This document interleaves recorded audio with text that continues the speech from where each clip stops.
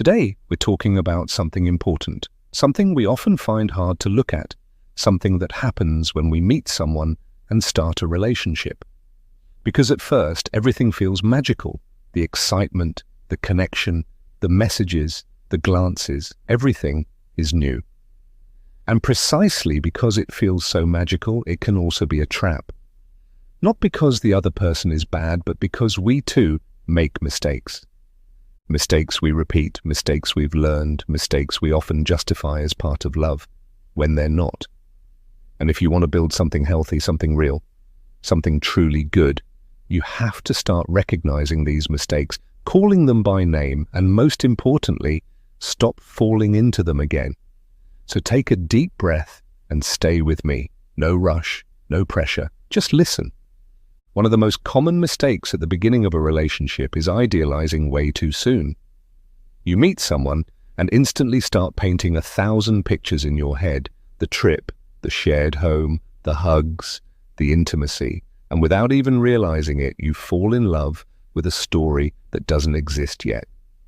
That's dangerous, because the more you idealize, the less you actually see. And the less you see, the greater the risk of choosing based on fantasy instead of reality. Projection isn't love. Projection is filling the other person with what you're missing in yourself. And no one can keep playing a role that doesn't belong to them. To idealize is to close your eyes. But healthy love needs eyes wide open. Another very common mistake at the start of a relationship is giving yourself away too quickly. Your time, your attention, your body, your energy, your priorities. And be careful. I'm not saying you shouldn't feel or open up. I'm saying you need to take your time, because you don't truly know someone in just 2 weeks. Relationships aren't built on chemistry alone. Desire can blind you, and then comes the crash. If you give yourself without knowing who you are, and without truly knowing the other person, you're not choosing from freedom, you're reacting from a need. And where there is need, there's a risk of dependency. And where there's dependency, you risk losing yourself. So feel, but don't give yourself away completely right away. Love that's real doesn't rush. It needs truth. And truth takes time. Another thing that happens far too often and needs to be named clearly is confusing attention with love. Someone texts you every day, listens to you, wants to be close to you, dedicates songs to you, and you think, this must be love. But be careful. Attention can be sincere, or it can be manipulation, it can be affection, or it can be strategy. Don't just pay attention to the sweet gestures. Pay attention to consistency. Pay attention to whether there's real commitment, whether the person is still there when things get tough. Because true love doesn't just show up in pleasure. It shows up when there's fear, in respect during conflict, in care, even when you disagree. Attention alone means nothing. What matters is the intention and the consistency. Another mistake that can happen to you, to me, to anyone, is losing yourself. You give up your space, your routines, your friends, your interests, your goals, and suddenly everything revolves around the relationship. We'll go wherever you want. I gave this and that up because I'd rather be with you. I don't talk to my people as much anymore because I'm with you now. At first it seems like devotion, but if you're not careful, it turns into self-abandonment. And no one, absolutely no one, is worth losing yourself for. If you have to give up your identity just to keep a relationship going, then that relationship costs too much. A true partnership shouldn't diminish your identity. It should strengthen it. Real love doesn't lock you in. It opens you up. It doesn't make you smaller. It helps you grow. So if you ever start to feel like you're losing yourself, pause, reflect, and ask yourself, is what I'm building here really worth more than who I am? Because there is no love more expensive than the one that costs you yourself. Another mistake many people make, often without realizing it, is staying silent about their feelings just to keep the peace. Swallowing the pain, putting up with things that hurt, smiling while it aches inside. You think, better not say anything, I don't want to ruin the moment. I'll talk about it later. Maybe I'm imagining things. Maybe I'm overreacting. But let me tell you something, straight to your eyes. Anything you stay silent about out of fear of losing someone will eventually lead you to lose yourself. And at some point, the bill comes due, because what you don't say builds up, and what builds up explodes. Silence has never been a solid strategy for building real connection.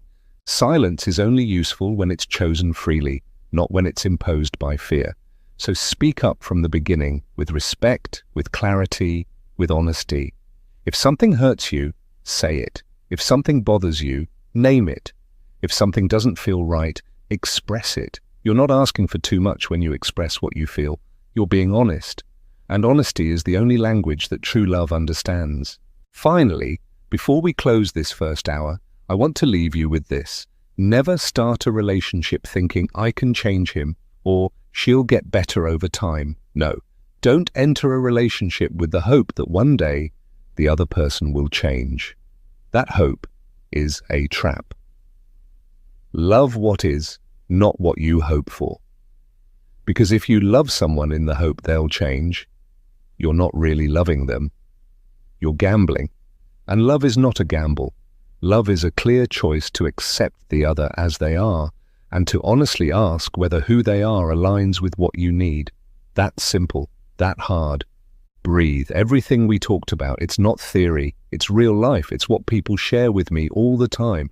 It's what happens to you, your friends, your parents, your children, to all of us, because at some point, we've all lost ourselves in the name of love. We've all made mistakes, but we can all choose differently. And that's what matters, that you're here today, listening, reflecting, waking up.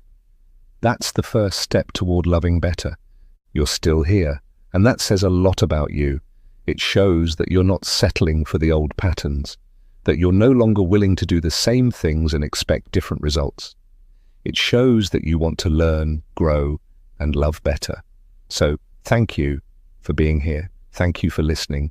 Thank you for letting me walk with you for a moment on your inner journey. Because when we start a relationship, we also begin to meet ourselves. One of the most common mistakes at the beginning of a relationship is adapting too quickly to what the other person expects. You start changing little things, toning down your personality. Stop saying what you think, just so the other person won't leave. But let me tell you something from the heart. If you have to stop being yourself to make someone stay, then they're not truly staying with you. They're staying with a reduced version of your truth. And that becomes exhausting, it drains you, it slowly breaks you from the inside out. Healthy relationships are built between people who show up fully, as they are, unfiltered, unafraid, not trying to please, because trying to please is a trap. It's easy to be liked when you're performing. The hard, brave, and valuable thing is being loved while staying true to who you are. Another quiet but deeply damaging mistake is staying silent just to avoid conflict. You don't say how you feel, you don't express yourself, you don't speak up about what you need. You think, better not say anything, I don't want to ruin this, or maybe it's my fault, or I don't want to be too much. But deep down, you're suppressing your truth. And when you suppress your truth, you stop living your own life. What remains unspoken doesn't disappear. It transforms into fear, anger, sadness, disappointment. Speaking your truth isn't the problem, it's honesty. It's how you make space for yourself.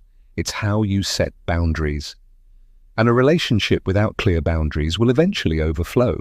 You weren't made to stay quiet. You didn't come into this world to make others comfortable at the expense of your inner peace.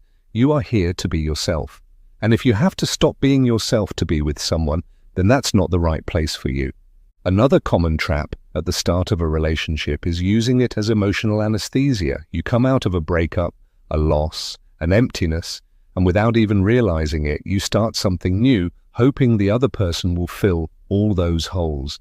And at first it might seem like it's working, but eventually everything you haven't healed comes back, and it seeps into every conversation, every argument, every insecurity, because no one can carry what you haven't dealt with yourself.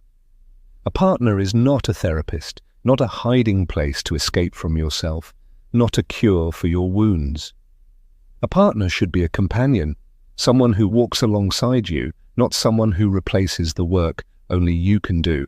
So if you feel like you're searching for love the way you'd reach for a painkiller, then pause, take a deep breath, and return to yourself. Because if you don't heal first, you'll end up using someone else to cover what you really need to face. And no one deserves to be used as a rescue mission. A mistake that often disguises itself as love, but is actually fear, is forcing a connection that isn't mutual. You try, you call, you push, you adjust, you wait, you give in, and the other person stays the same. They don't commit, they don't open up, they don't grow, and yet you stay, trying to hold up something that isn't being held by both of you. You know what the real problem is? When you give more than you receive, you start draining yourself. And once you're empty, you begin begging for crumbs, a call, a message, a gesture, a sign.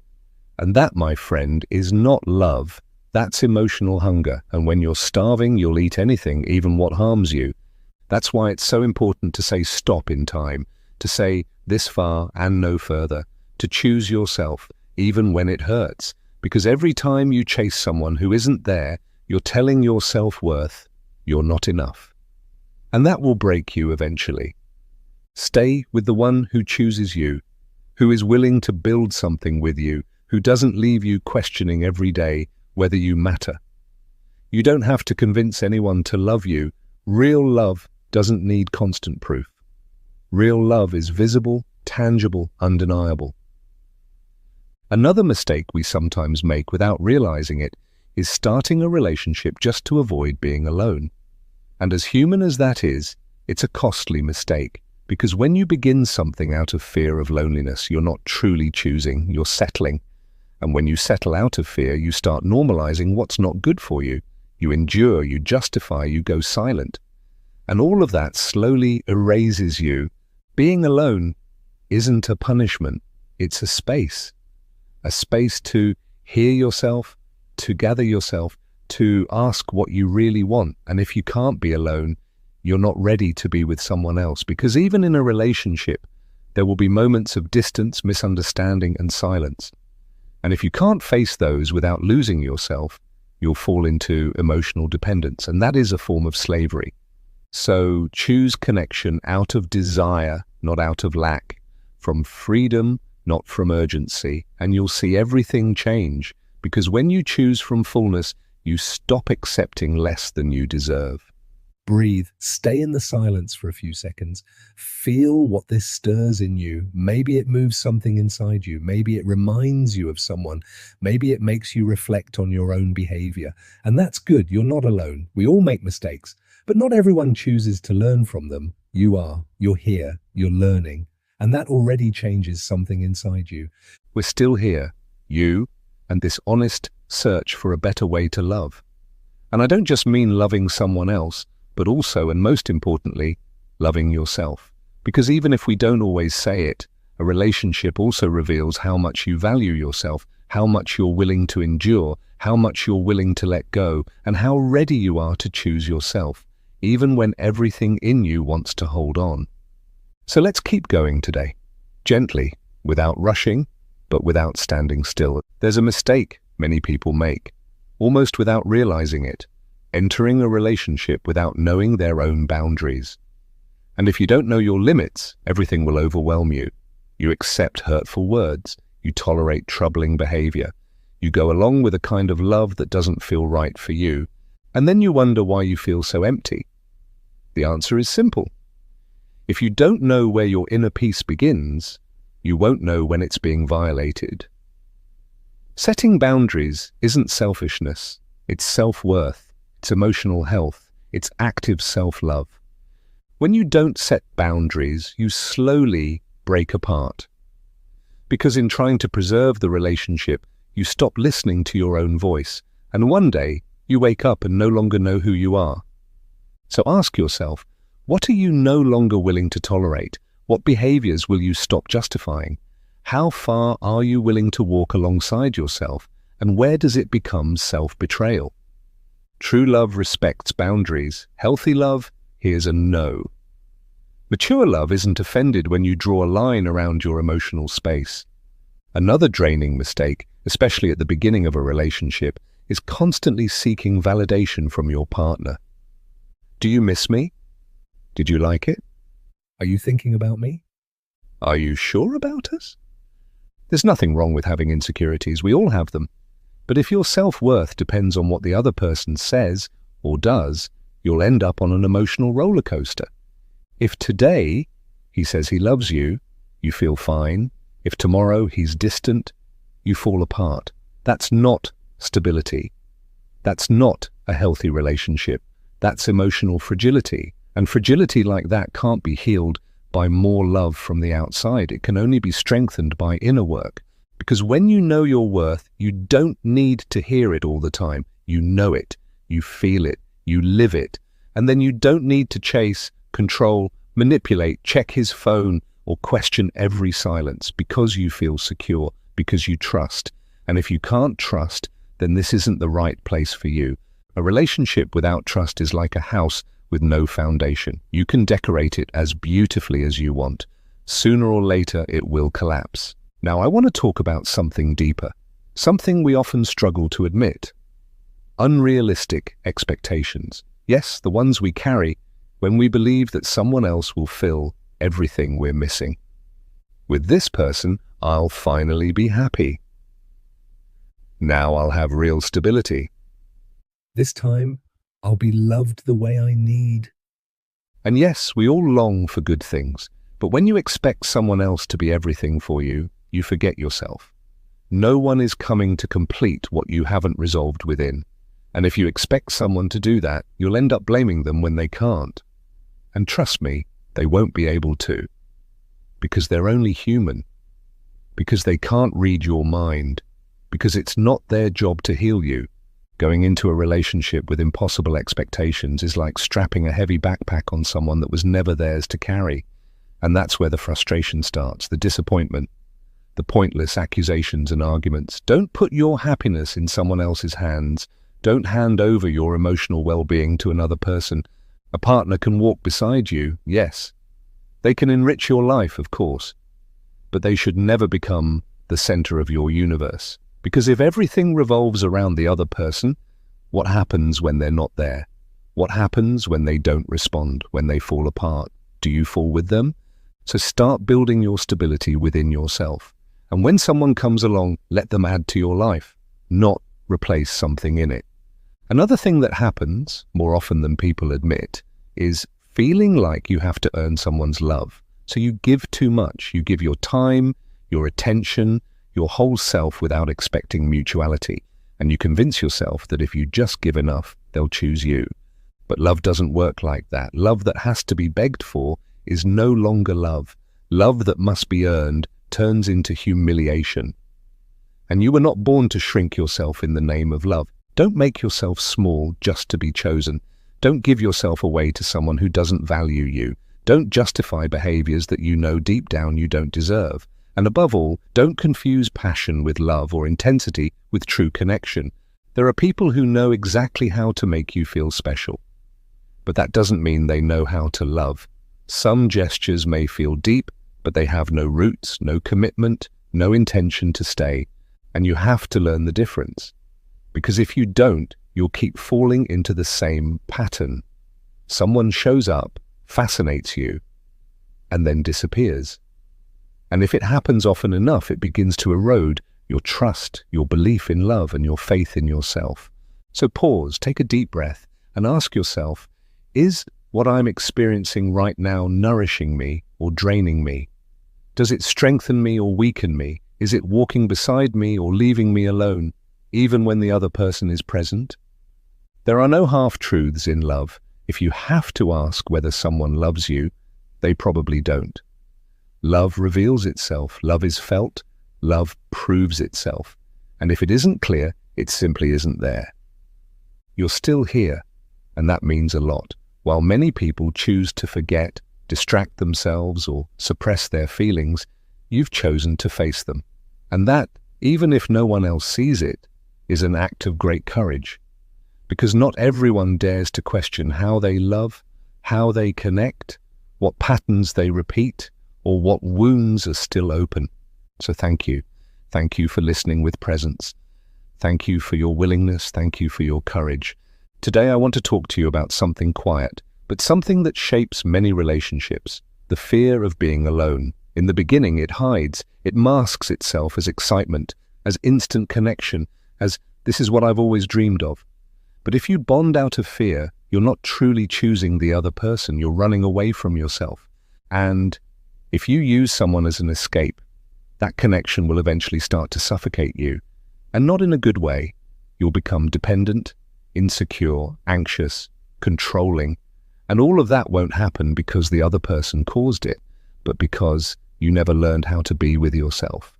And being alone isn't a punishment. It's an opportunity, a phase, a space for renewal. And if you don't consciously go through it, if you reject it, if you avoid it at all costs, you'll end up throwing yourself into relationships out of desperation. And anything born out of urgency is bound to end badly.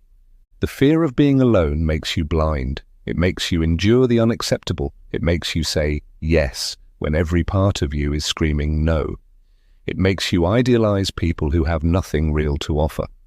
And so the relationship becomes a numbing agent, but one that doesn't heal. It only covers things up. It creates silence and leaves you more broken than before. So if you're alone right now, use it. Don't fill the emptiness with just anything. Don't chase quick companionship. Seek yourself. Listen to yourself. Watch yourself. Because the more you learn to be with yourself, the better you'll know who you truly want to be with. Another mistake that needs to be addressed clearly is ignoring obvious red flags just because you're afraid of losing someone. Those strange messages, the evasive behavior, the shift in tone, the silence that wasn't there before. You notice it, you feel it, but you choose to look away. Why? Because the idea of losing them paralyzes you. Because you'd rather hold on to a beautiful lie than face a painful truth. And I get that. The fear of loss can feel like falling into a void, as if nothing else will come after them, as if your world would collapse. But let me assure you, it's far worse to lose yourself just to avoid losing someone else. When you ignore red flags, you abandon yourself, you sacrifice your intuition, your dignity, your clarity. And that's not love, that's self-deception. True love doesn't make you doubt your worth. It doesn't make you feel insecure every day. It doesn't have you searching for explanations to the unexplainable. If you have to convince yourself that everything's fine, it's not. And if you're justifying what deep down you know is unhealthy, there's already a voice inside you screaming, "This is not the right place." Listen to it. You don't need more proof. You don't need more time. Sometimes the bravest thing you can do is to let go of what no longer makes sense, even if it hurts, even if it's hard, because staying while you're dying inside is also pain, but it's the kind of pain that slowly destroys you, and that's not what you were born for. I also want to talk about something subtle, yet just as dangerous: the romanticization of toxic behavior. Those phrases you hear everywhere. He's jealous because he loves me. He gets angry when I'm with others because I matter to him. He controls me, but it's because he cares. No, that's not love. That's control. That's insecurity disguised as concern. That's emotional dependence. Love does not imprison you. Love doesn't stalk you. Love doesn't threaten you. Love doesn't need your password, doesn't check your phone, doesn't ban your friendships or limit who you are. Love lets you breathe. And if you're in a relationship where you can't be yourself, where you have to ask for permission, where you constantly feel watched or guilty, then that's not love. That's fear. That's manipulation. And no one, absolutely no one, should call what is, in truth, emotional abuse romantic. Because I promise you, there is love without shouting, love without psychological games, love without punishments and rewards, love without constant drama. But to receive that kind of love, you have to stop idealizing what hurts you. And that begins with you. It begins when you stop confusing intensity with depth, when you stop believing that suffering proves the strength of a relationship, when you stop thinking that someone who loves you would ever let you suffer. No, someone who truly loves you will care for you, respect you, stand by you. And that's exactly what you deserve. Another common pattern in new relationships is the urge to merge too quickly, doing everything together all the time, sharing every detail, neglecting friendships, giving up personal space, letting go of routines. And yes, in the beginning that can feel magical. How beautiful to do everything as one. How wonderful to be inseparable. But be careful. Love should never erase you. It should never turn you into someone else's shadow. You have your own life, your own inner world, your own people, your own rhythm, your own path. And if a relationship asks you to give all that up, you're not growing, you're sacrificing too much. True love doesn't demand fusion, it asks for connection, a connection that respects who you are as an individual. Two people choosing each other while remaining whole. Walking side by side, but not consuming each other. Sharing their lives without losing themselves. The best kind of we is formed when two strong, whole eyes come together. So if you find yourself forgetting who you are just to maintain a we, return. Come back to yourself, because if you don't have yourself, no one else can truly have you either. You're still listening, and that's not a coincidence. That's commitment, that's presence. That's a real desire to grow, to love differently, to choose yourself. And that is priceless, because when you choose this path, the inner path, the path of reflecting on how you love, how you connect, you're already changing. There's no going back after that. And even if the process is painful, even if it reopens old wounds, I promise you, it's worth it. Today I want to share a story with you, one that stayed with me, not because it was dramatic or extraordinary, but because it was real, human, painful, like so many love stories. His name was E, a quiet, reserved, hard-working man, the kind who doesn't talk much, but feels deeply. He had just ended a 7-year relationship. 7 years. Not because everything had fallen apart, but because one day she simply left. No big explanation, she just walked away. He hadn't seen it coming. He didn't understand. He couldn't make sense of it. And as often happens, instead of grieving, pausing, rebuilding, he tried to forget. He met another woman, young, intense, free, seductive, in his words, the complete opposite of my ex. And of course, she captivated him.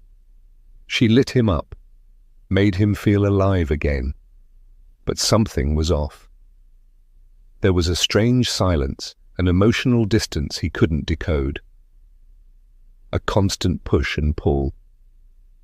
She gave him something, then took it away. Again and again it left him confused, trapped, desperate for her validation. 5 months passed, and he was no longer himself.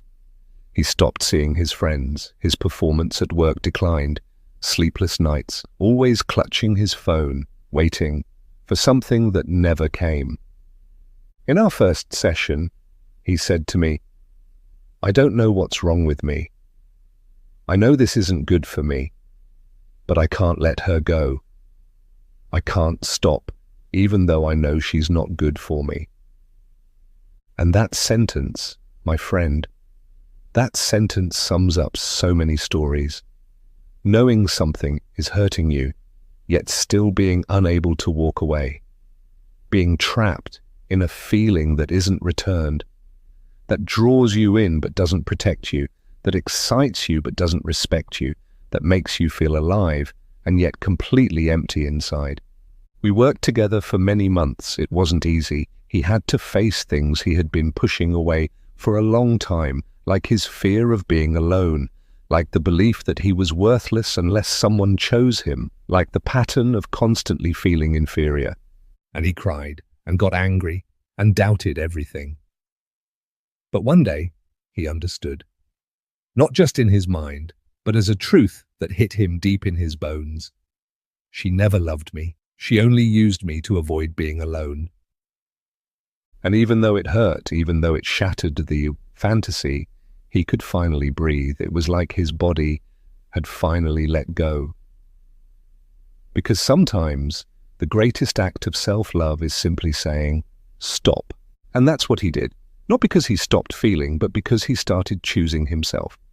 He began protecting himself, refusing to betray himself anymore. And that is emotional maturity. This story is just one of many, but it shows one thing very clearly. You can feel deeply, you can have chemistry, you can experience desire, and still not have a healthy relationship. Because what makes a relationship healthy isn't how much you want someone, it's how well you protect yourself while being with them. If you have to beg, it's not the right place. If you have to stay silent, it's not the right place. If you feel anxiety and fear every day, it's not the right place. If you can't sleep peacefully, it's not the right place. If you constantly wonder whether you're truly loved, it's not the right place. You're not asking for too much. You're asking for what's essential. You're asking for respect, presence, clarity, consistency. And those shouldn't be luxuries. They should be the foundation. Not the roof, but the ground beneath your feet. After going through all these deep, honest, and sometimes painful truths about love, relationships, and your own worth, one thing remains clear. You deserve peace. You deserve a relationship where you don't have to shrink yourself to be loved. You deserve a love that doesn't hurt, doesn't confuse, doesn't break you apart.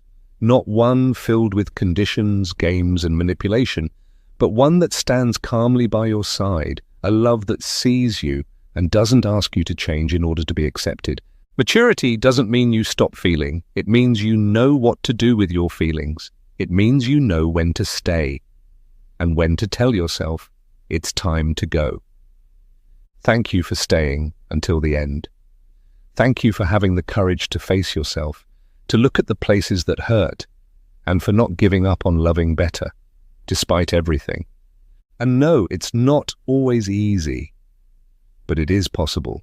And every time you choose yourself, every time you refuse to settle for crumbs, every time you draw a boundary, every time you say no to what breaks you, you begin writing a new story. And this time that story begins with you.